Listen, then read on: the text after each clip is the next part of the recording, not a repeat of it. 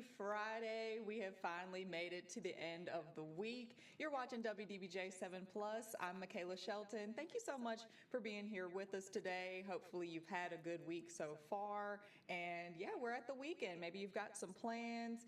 Maybe you're planning to get together with some friends, but we've got everything you need to know to get you ready for the weekend. We're actually going to take a look at your First Alert hometown weather forecast in just a little bit to see what the weekend's going to look like for us and what we can expect from that.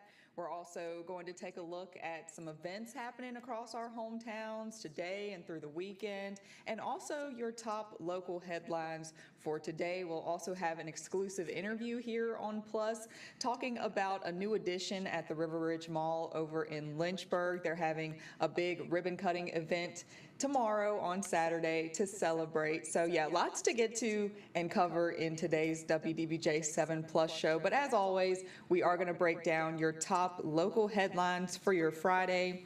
And we are starting by talking about Virginia Governor Abigail Spanberger is ordering all flags to be flown at half staff today in honor of Appomattox Sheriff Deputy Burley Duvall.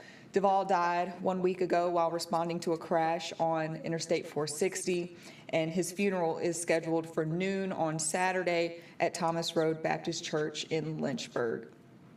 Now, an emergency scene can feel chaotic. Just take a look. We've got some video to share with you in just a minute here at Bedford County Middle School. For the call, there was an added surprise there. This has been a big talk around town. You might catch a glimpse. Firefighters came face to face with an 8-foot python. So our very own Caitlin Kirkpatrick tells us why the snake is actually the suspect in this case. Take a look.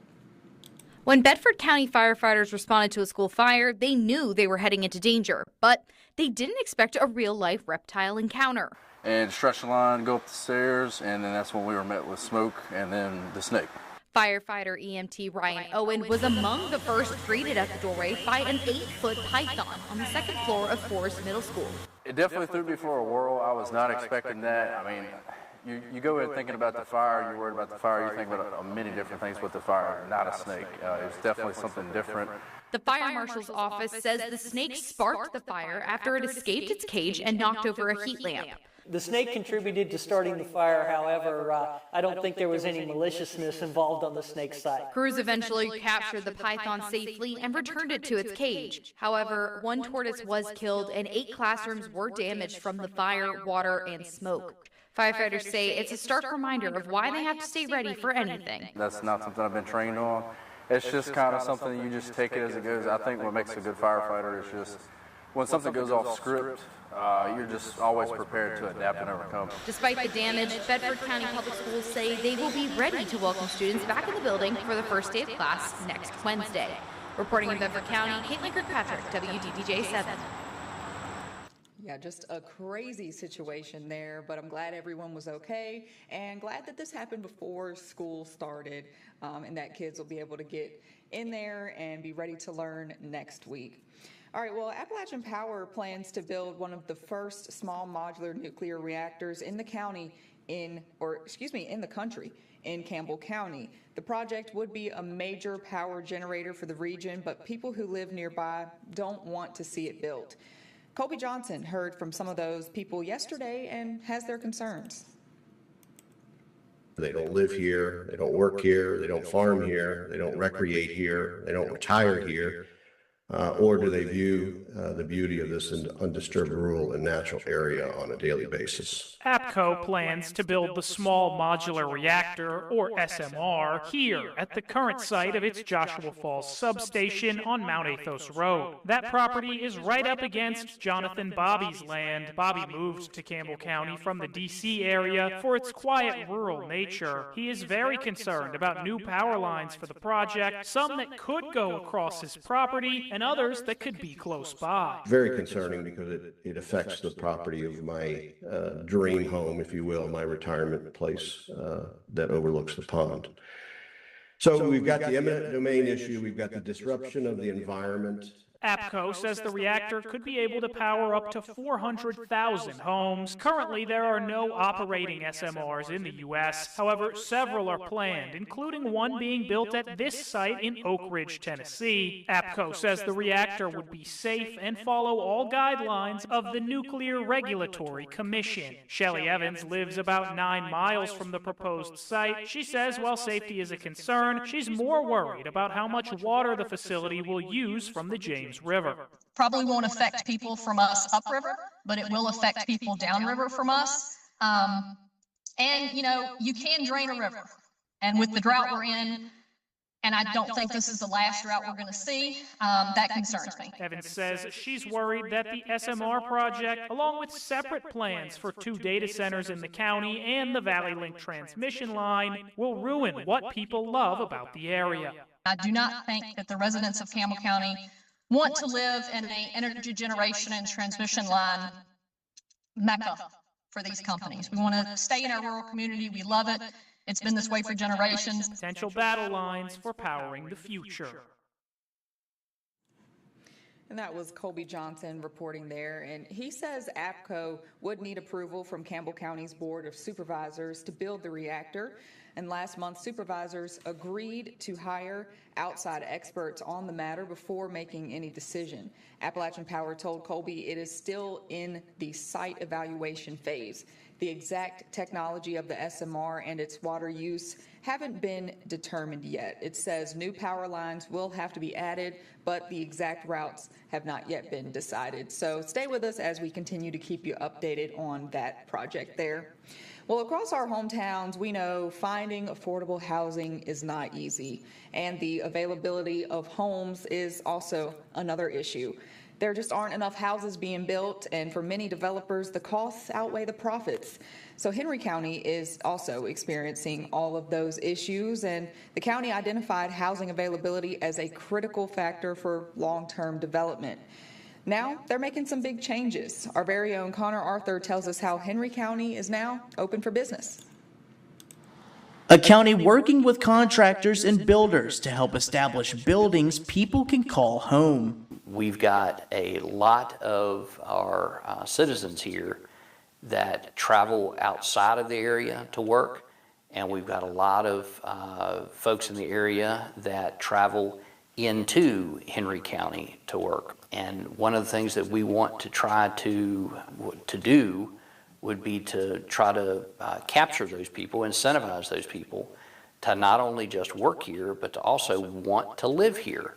To help make the area a home for more, Henry County implemented fee waivers for any construction or renovation of multi- and single-family homes over $100,000. One of the biggest incentives allowing builders to start projects at 8 cents per square foot. A low price bet with a big payout payback. More homes. It's not something that costs the taxpayers to be able to do that, but it's something that from a developer standpoint or from a landowner standpoint, if they're looking at building, it might give them just that nudge they need to decide to go ahead, hey, now's a good time to do that. The newly established South Central Virginia Home Builders Association says this is a good start, but there's more to do. Solutions are going to cost a lot more than permit fee waiver. And I don't think anybody is naive about that, but how to attract support, financial support to the area for infrastructure that's needed, like how to get water to attractive land that could be developed for functional housing. A problem not easy to solve, but the aim is to find a solution to create an affordable way to help make Henry County a home. Reporting in Henry County, Connor Arthur, WDBJ7. All right, great to see that there. And that incentive will be in effect until July of 2028, when the county will reevaluate how much of an impact the waivers have made on projects. Well, for years, mining was the backbone of America. It made a huge impact in our hometowns, and in recent years, mining has been on the decline. But last week, that changed. President Trump announced a new initiative to bring mining back. starting with a $1 million investment to train a new generation of mining engineers. Virginia Tech is one of 14 schools tapped to help train that new generation. And 2 Hokie students were in the room when President Trump made the announcement. Our very own Ben Wolf looks at how that investment will help the future for everyone and how Virginia Tech is getting involved. Right now, Americans get 80% of its critical minerals from foreign countries. Those are the materials that power your phone, your car, and the nation's defense system. The problem? The U.S. doesn't have enough engineers to change that. So right now, the U.S., of all the 14 mining schools, graduates between 150 to 200 students. And as it stands currently, the industry probably needs 3 or 4 times that. On Friday, August 7th, President Trump announced $100 million for the nation's 14 accredited mining programs, including Virginia Tech, ranked 3rd in the country. The goal, double the number of graduates within 2 years. Virginia Tech senior Ellie Ferguson was invited to be there. And he was like, we've been invited to go to Washington, D.C. and meet the president. Ferguson says the announcement caught everyone off guard. My jaw dropped, like, this is not anything in the realm of what's normal for a mining engineering student. Department head Aaron Noble says Tech will compete for the funds. He says the investment should send a message about how important the mining industry is to the country. In reality, mining is high tech, it's innovative, it's safe, and it's sustainable. The funds have not been awarded, but Noble says the organizers described the timeline as a, quote, sprint. So pretty much everything you touch had to start someplace in the ground in a mine. And so this investment in mining will help all of us in the New River Valley achieve the prosperity that we desire. Bringing back hometown mining history to help drive the future across the country. Reporting in Blacksburg, Ben Wolf, WDBJ7. And that was a look at some of your top local headlines for today. But don't go anywhere, because coming up after the break, we're going to take a look at your First Alert hometown weather forecast. Our chief meteorologist, Justin Pavic, is going to join us to talk about what we can expect for this upcoming weekend. And then later, we're going to have an exclusive interview talking about the growth of the River Ridge Mall out in Lynchburg and a special ribbon cutting that they're having tomorrow to celebrate a new expansion. So stay with us. We'll be right back with that and more after this break.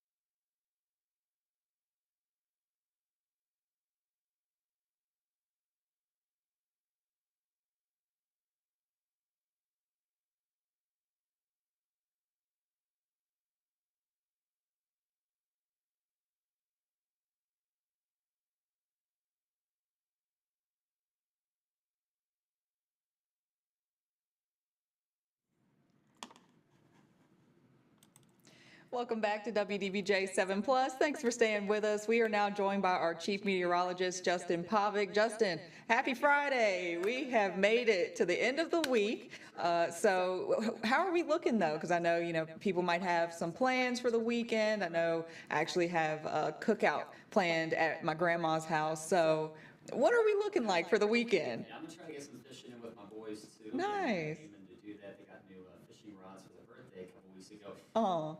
I think it's kind of half and half here. We're going to just have to be monitoring the radar. We'll be dodging some of those raindrops, possibly some downpours, but it's nothing that's going to be lasting all day long. Right. So that's definitely some good news. You Yes. see the current satellite radar right now, following one batch of wet weather pressing its way in from the northwest. Not severe, but I did see a couple of lightning strikes coming into Giles County, possibly into Montgomery County. I think this is relatively short-lived, and then later on this afternoon, we'll be eyeing that area further off to the west. Gut says it works its way south into Kentucky and stays to our west, but we'll have to monitor to see if there's any further development to the east. So here's closer inspection on first alert downpour right now, and most of the downpours again kind of centered in here from Giles County and Craig County back into northern Montgomery County. Another zone back into Smith County there along Interstate 81 back into the New River Valley. Boy, they do not need to see the rain. The drought's out there, and it's kind of the opposite. The ground's actually saturated. At least no severe weather like we had several days ago there into Smith and Grayson County. So in the clouds right now, you can easily pick that out there toward Mountain Lake Lodge. So much moisture in the air. I noticed as I was heading my way out the door from the house this morning, the windows were fogged up. So a tremendous amount of available moisture out there. So any shower that you do see could put down some pretty hefty amounts of liquid in a short amount of time. Even with some of the high cloudiness out ahead of the rain, temperatures still managing to climb already up into the mid to upper 80s from Roanoke and Lynchburg south toward Martinsville. And you can easily see where the rain-cooled air is back toward north and west, where temperatures from the 70s from Galax toward Hot Springs. So there's the first batch of wet weather working its way through. I do think this model's a little slow with it. It actually has it pressing its way through Roanoke around 12. I'm saying right around 11 o'clock, so it's about an hour fast here, we're going to say, with the timing. And then as we work our way throughout the afternoon, there could be some additional downpours, so we're watching out for that, especially westbound toward Interstate 77. So 80s today with super high humidity will make it feel like it's in the 90s, and then tonight we're right around 70 degrees. Could see another batch or two of showers and downpours work their way through here this weekend. Like I was just chatting about with Michaela, it's not an all-day washout here. Just be weather aware, have the app handy, and you should be in a pretty good shape. Definitely don't cancel those plans. But make sure you're staying hydrated. Wow, that moisture content is super high here this weekend, and this is right into Monday. Gradually, we'll start to see high pressure trying to nose its way in toward mid-next week, and that should start to usher in somewhat drier air back into the mix, enough so that we'll keep that hometown home run forecast going for next Wednesday. Lower dose of humidity, lots of 80s, lots of sunshine. I think that checks all the boxes there, so we will stick with it. Here's that First Alert Super 7-day forecast. I also think we could see some 90s making a return here Sunday into Monday. Humidity stays up. Those feels like temperatures mid to upper 90s, even banking on that century mark there toward the south side. But next week, definitely looking a little bit drier, very seasonable, the way we should be. Again, this time of the year with highs into the upper 80s. So weather conditions not looking so wild here. I was also going to make a note that Hawaii right now is actually preparing for a hurricane. It's, I got to check the pronunciation on this. I look at it and I say, is it Lala? So that's what How's it spelled? It's spelled L-A-L-A, and Oh, okay. the pronunciation is L-A-H, L-A-H. So I'm going to say La. Okay. But it looks like they can see some big impacts there toward the big island of Hawaii starting up tonight into Saturday. Oh, man. Okay. Well, hopefully nothing too terrible happens out there, but we'll continue to monitor it. But yeah, as for here at home, it looks pretty good for the weekend. Yeah. typically you'll see, this time of year, the pop-up showers, and so hopefully you'll be able to get outside and enjoy it, and but just be prepared, be weather aware. That's the main thing. And hey, make sure to stay tuned here too on Plus to check out our First Alert Hometown Weather Show. That comes on every day at 1:30 p.m. And Justin, I know you mentioned y'all have got some things from Ava and maybe Leo in there today, so looking forward to that. Yeah, me too. It's going to be a lot of fun. So a couple different things we'll throw in there. And of course, we'll have an update on the rain chances. Okay, awesome. Well, thank you so much, Justin, and thank you all for staying with us. But don't go anywhere, because coming up after this quick break, we're going to take a look at some new things happening at the River Ridge Mall over in Lynchburg, and a community event that's happening tomorrow to celebrate. Stay with us. We'll be right back after this.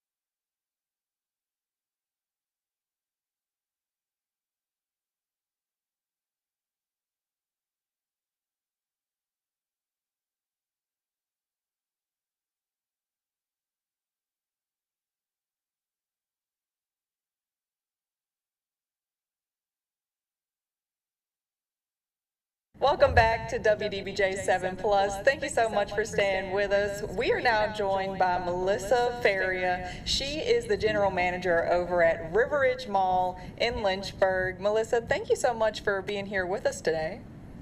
Thank you. I'm happy to join you. Yes, I'm very excited because we are unveiling a new piece of the River Ridge Mall. It's the park. And so just give us a little insight and background on this new addition and expansion at the mall and what people can expect from that. Absolutely. So we're also very excited to unveil the park this coming weekend with our grand opening event.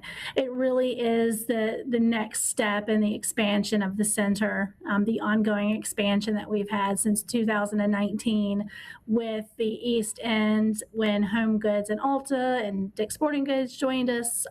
Dick's Sporting Goods, of course, came first, and then we had subsequent retailers join us on that end to really create a power center down down there. We did a renovation to the interior of the center as well, and we've had several new merchants join us along the way, and as well as invest in new storefronts. And so now we're on the west end, and we are unveiling the park, and the park is joining our existing merchants on the West End district. We've had a few new join us on this end just this year. So very excited about the new expanded Men's Warehouse storefront that is now on the West End, and they are a full menswear store as well as tuxedo rental, and just offering the full services, including tailor services, all the way to the Golden Honey, who is a local merchant that has grown along with River Ridge. And so just seeing that expansion and that growth and the investment that we are seeing from our merchant partners is very exciting. And so creating this space, this outdoor space that everyone can come and enjoy, and the community can be a part of, I think we're all very excited about. Yes, for sure. I mean, the night and day difference of the mall, before COVID, 5 years ago to now, it's just amazing to see. We've had so many new stores, shops, restaurants open, and it's just great to see even more people go in there, because it was, I think, a scary time during COVID to think, are malls a thing in the past? Are they going to be able to make a comeback? And Lynchburg, I think, has really just been the roadmap for malls. It's amazing to see, really.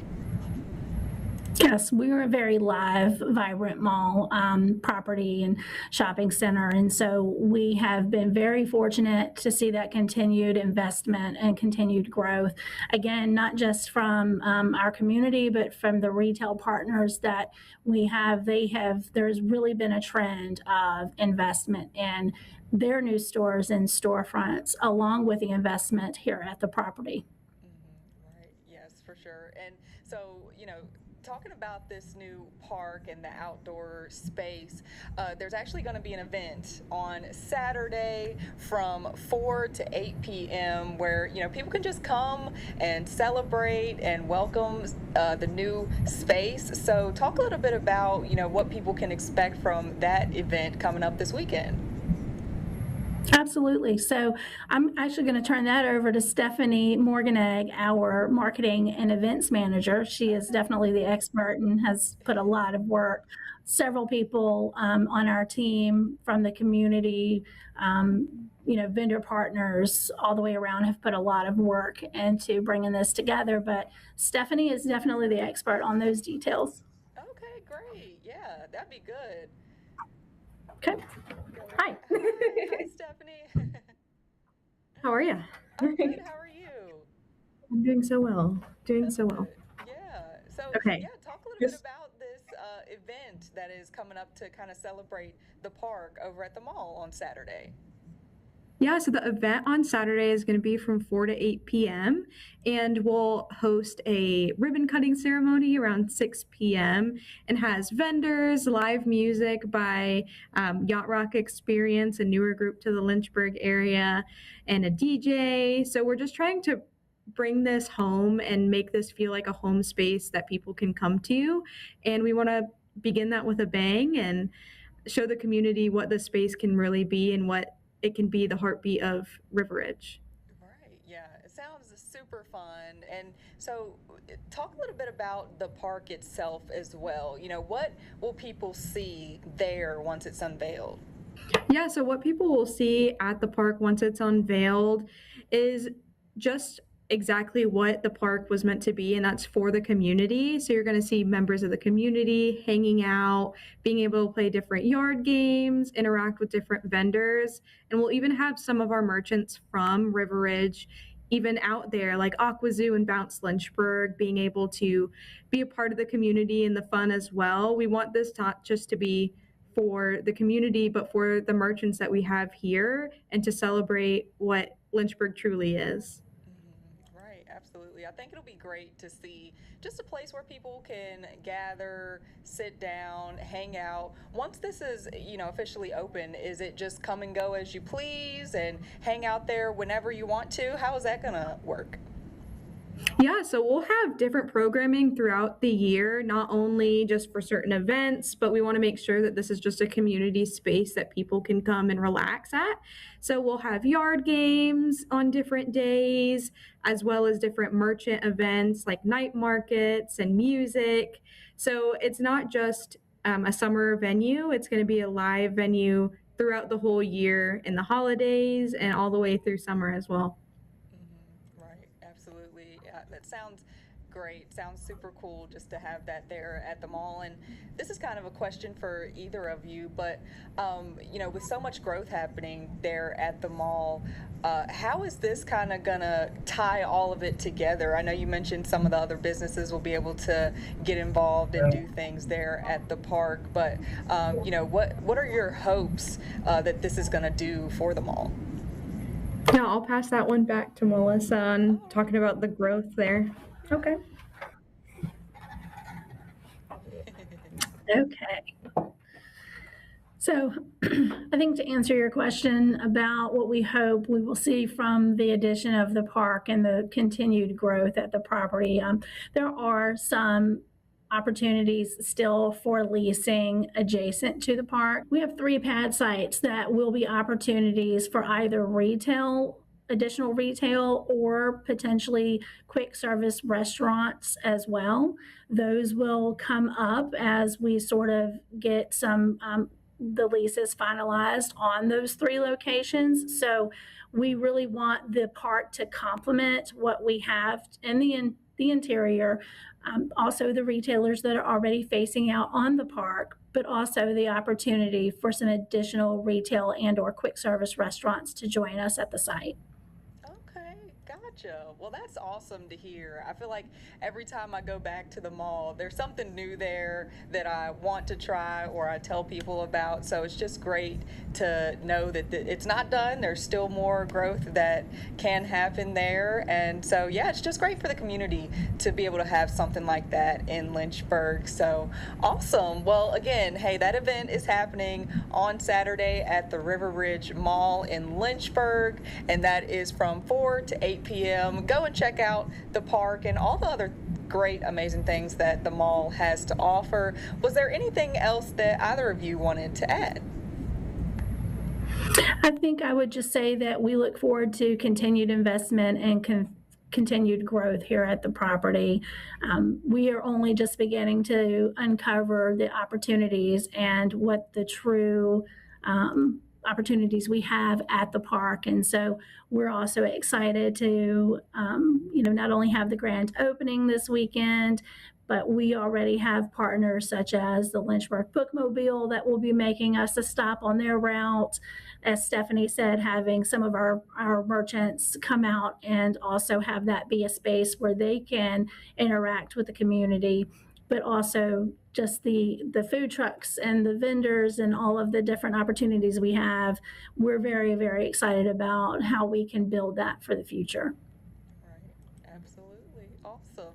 Well, thank y'all so much for, both being able to join us today to talk more about the mall and the park opening. And for those watching, don't go anywhere. We'll be right back with more WDBJ7 Plus after this.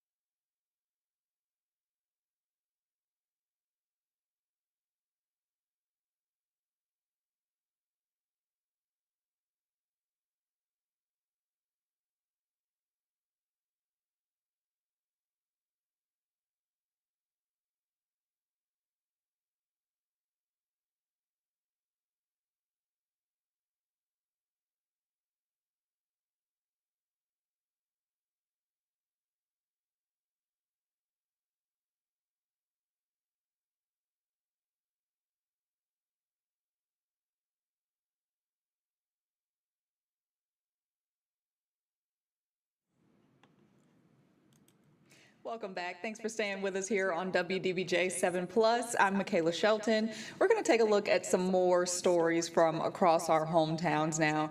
You may have heard about this one. The Mill Mountain Star, it has stood over the valley for decades. Thousands of people visit it every year, but no one, until now, has ever done what one local just pulled off. Our very own Logan Beebe introduces us to the man who made history. Take a look. Most people admire the Mill Mountain Star from below. Well, Chad Heddleston isn't most people. He just became the first person to legally free solo climb it. It's an honor I don't think I deserve. I think that so many people here care so much about this place and have done so much for this town, and I'm just a rock climber. But not just any rock climber. Heddleston has been scaling faces across the country for 30 years. And when he moved to Roanoke 12 years ago, he had his eyes on the star from day one. You come to town and you're like, oh yeah, I could climb that, but I would get arrested. And so, one thing leads to another, and 12 years later, you get to climb it. The climb wasn't just personal, it was purposeful. Heddleston wanted to shine a light on Roanoke's outdoor scene and promote his award-winning documentary about pioneer rock climbers. But getting there wasn't easy. Heddleston applied for permits back in January and spent months not knowing if it would ever actually happen. And I swear I didn't think it was going to happen until the morning of. I was just, for sure, this is going to get canceled somehow, somewhere, somebody's going to say no. But on climb day, Heddleston free soloed straight up the star in about 9 minutes. No rope, no rehearsal. And his biggest fear wasn't even the height. To break the star would be like the second worst thing that you could do. So if I somehow broke neon tubing or electrical wires or something, like, that would be a big disaster, and I would feel so bad. This climb for Heddleston was never just about the star. It was proof that the wildest dreams are worth chasing. Sometimes the big dream happens, and if you shoot for the moon, you land amongst the stars. As cliche as it sounds, Heddleston says that's the truth. Except he didn't quite land amongst them. He reached the top. Reporting in Roanoke, I'm Logan Beebe, WDBJ7. Just an incredible story there. Congrats to him for being able to do that. I would never even think about it. It makes me super, super nervous, but I love people that can. It's just amazing to see that there. Well, on Saturday night, Carson Peters and Iron Mountain are appearing at the Floyd Country Store. They're a young bluegrass band on the rise. But as Joe DeShiel reports, Peters has been playing music and performing for eager audiences most of his life. So hold on, heart, here we go again. The title track and most of the songs on the band's latest album are originals, high-energy bluegrass delivered by a group of skilled musicians. And Carson Peters has had plenty of practice. We first met Peters in 2010 when he was just 6 years old, taking part in the youth competition at the Old Fiddlers Convention in Gaylands.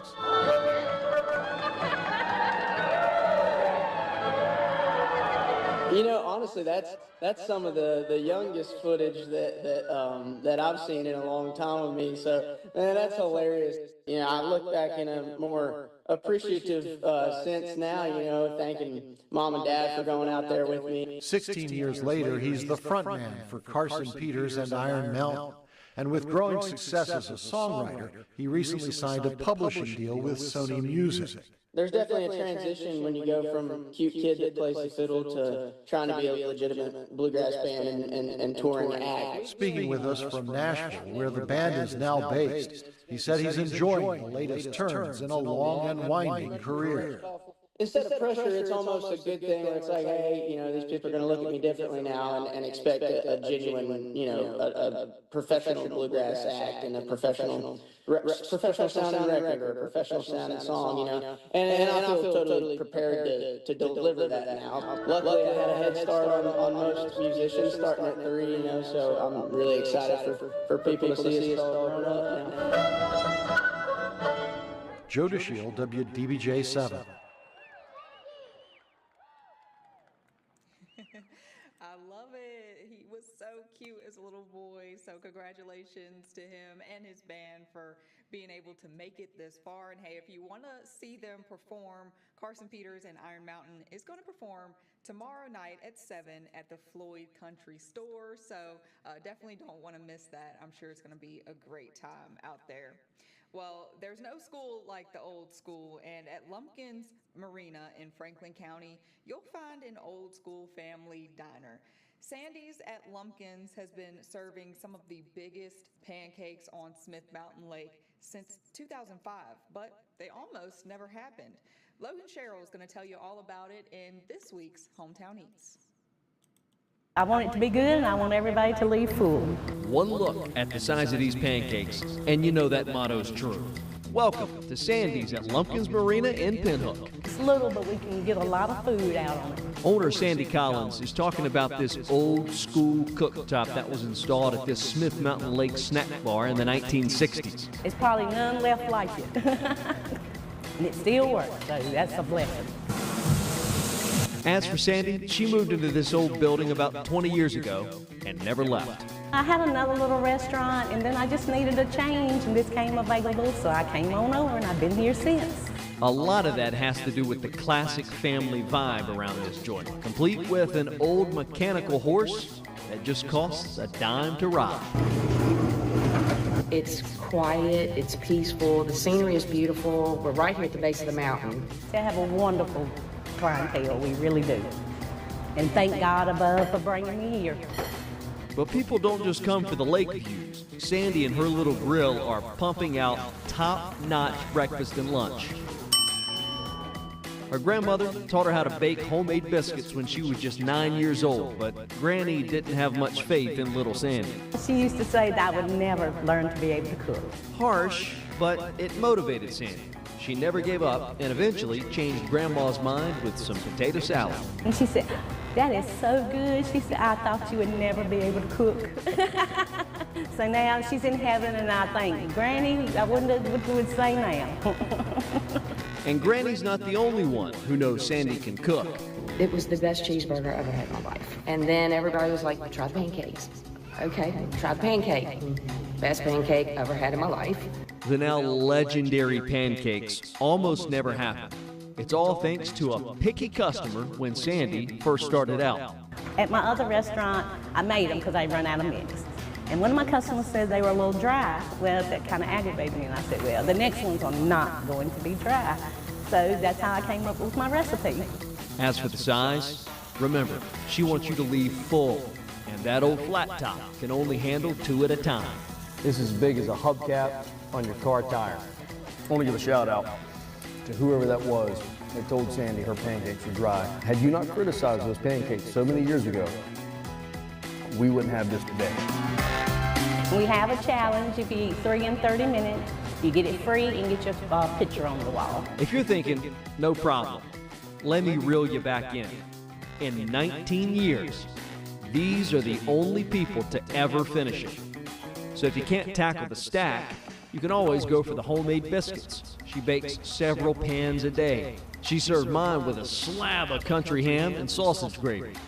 I mean, this is a classic, just country boy breakfast right here off the lake. Just like breakfast, lunch is also homemade, from the pimento cheese to the thick hand-patted burgers. That's a big old cheeseburger, half the cow. A lot of homemade desserts. We have blondies today. Vanilla ice cream, caramel sauce, warm, cold, and crunchy. But the best part for Sandy isn't all the food she's sending out the door. It's the conversations and the time spent with those she loves. I get to see my family, and like I said, I've met some wonderful people. Old school Smith Mountain Lake, low and slow, hanging out with family. That's what it's all about. Sandy's at Lumpkins, a hometown eat anchored around feeding you like family.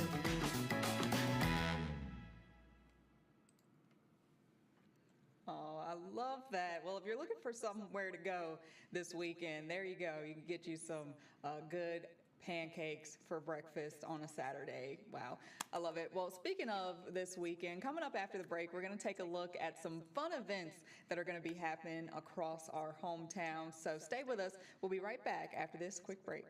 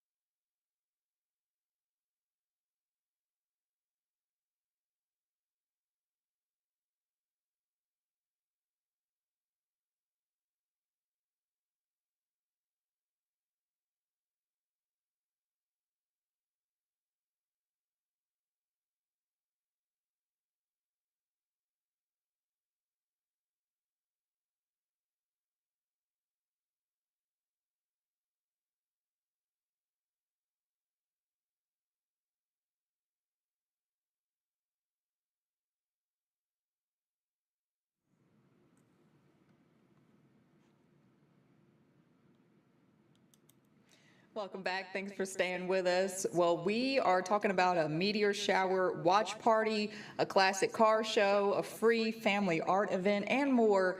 That's all happening across our hometowns this weekend. Our very own Kimberly McBroom shows us where it's all going down in this week's Hometown Entertainment.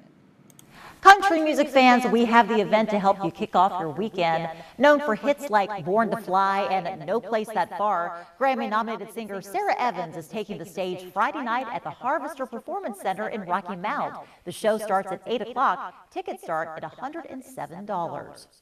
Get your motor running and head out to the Salem Civic Center for the Star City Cruisers 35th Annual Car, Truck, and Cycle Show. Enjoy classic cars, music, food, a silent auction, and more Saturday from 9 a.m. until 2 p.m. Now, the event is free for spectators, but costs $25 to register your ride.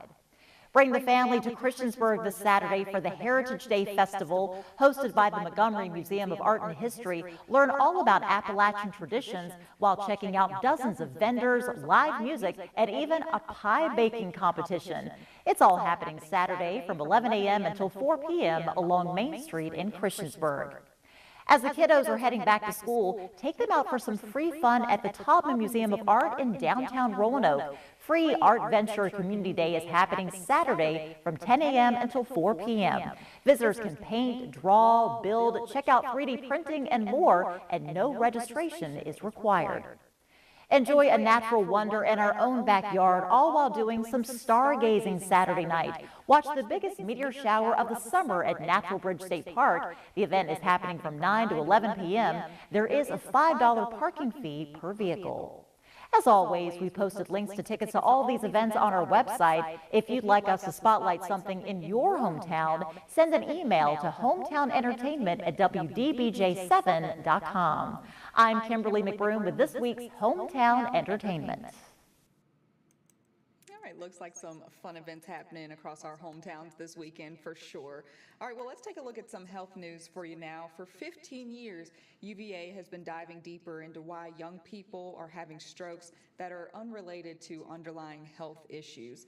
Our very own Amir Massenberg breaks down the cause and tells us why there's still so much more research that needs to be done in this hometown health. It's causing 20% of strokes in people younger than 50. Cervical artery dissection is when there's a tear or injury to the lining of a blood vessel or an artery in your neck, parietal arteries, or vertebral arteries. Most concerning is it often is not associated with some of those typical risk factors for stroke or heart disease. Think about, such as high blood pressure, diabetes, or smoking. Andrew Sutherland is a professor of neurology and public health sciences at UVA, a part of an ongoing research study. He says he sees this dissection happen with major injuries to the neck, such as getting into a car accident, but also those everyday activities we don't think twice about. Such as chiropractic manipulation of the neck, which is where you get a lot of forced head turning and acceleration. When we can see this occur, but even more minor daily activities, such as folks going to the gym and exercising, or craning their neck in a certain way, even with violent coughing or retching, sometimes we'll see these dissections occur. And even more scarily, we can see them occur almost spontaneously without a defined physical trauma or exertion. For the last 15 years, UVA Health has been participating in a research study to understand why the risk for cervical artery dissection is higher for some and not others. Sutherland saying genetic variations in our DNA could be to blame. We know there's something different about the scaffolding, the blueprint, the DNA, but what we're really interested in is what is turning those genes on and off at different times that may be related to this condition, and which genes are they, and how do they play a role in the biology and the internal physiology of the body that could relate to this. The upside is that many young people can go on and lead totally normal lives after this. But in the meantime, there are still answers to discover. For your hometown health, I'm Amir Massenberg. Yeah, very interesting stuff there. Hopefully more research can be done in that area. Well, that was a look at some of your health headlines for today. Thank y'all so much for being here with us on WDBJ7 Plus. That's about all the time we have for today, but make sure to stick around right here on WDBJ7 Plus, because the noon newscast is coming up here in just a few minutes, where they're going to break down your top national stories, any breaking news, and all of that good stuff. But yeah, we really appreciate you being here with us today. Just a reminder, we are here live at 11 a.m. every Monday through Friday. And if you happen to miss it, don't worry. You can watch it back on demand. You can go on our free streaming app. Just type in WDBJ7 on your smart TV, and yeah, you can watch all of our content right there on demand anytime you want to. We also have our website that you can check out, and the app that you can download for free on your phone too, so you can watch us on the go. We stream all of our traditional newscasts and our new streaming shows, this one, and then we have our First Alert Hometown Weather Show at 1:30 and our Hometown Sports Huddle Show at 6:30 p.m. every weekday. So a lot of great content happening here on Plus. So if you have any ideas for us or recommendations, let us know. We'd love to hear what you'd like to see here on our streaming platform. So yeah, thank y'all so much for watching. I will see y'all on Monday at 11 a.m. and I hope you have a great weekend. Thank you so much for watching.